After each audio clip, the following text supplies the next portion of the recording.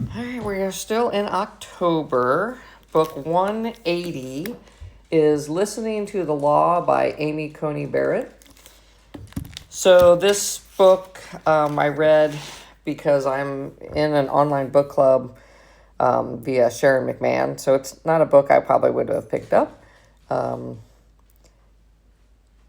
She talks a little bit about how she made her way through the various court systems. She was a professor at Notre Dame and then, became a federal judge and then on to the Supreme Court. For me, it's probably a 3 or a 3.5. She does talk about how cases make their way through the Supreme Court and how they're, what's picked to be listened to. So I found that something I didn't really know. She also talks a little bit about the philosophy around judges, especially those who believe that the text is the law. That's what her philosophy is. So whatever Congress writes down for the law, she doesn't believe that the court should try to interpret that. It's sort of that's what was written down. So it does give you some insight into how she makes decisions. It's a recommend because I didn't know much about how things work their way through the Supreme Court, and she does show you how to do that.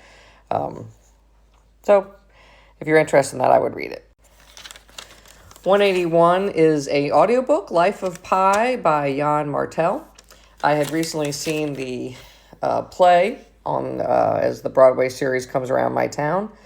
Never read the book, so I did kind of know how the end was going to be, but the book was good. It's a story of Pi, who is a teenager that grows up in his father's zoo, because his father owns a zoo, and then ultimately survives a shipwreck as they are traveling from India to Canada. I think, for me, again, it's probably like a 3.5, because there are sections of the book that go on way too long and just really bog the story down.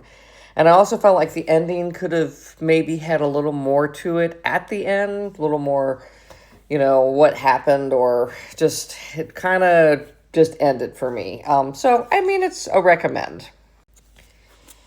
And book 182 is John Dies at the End by Jason Pargin.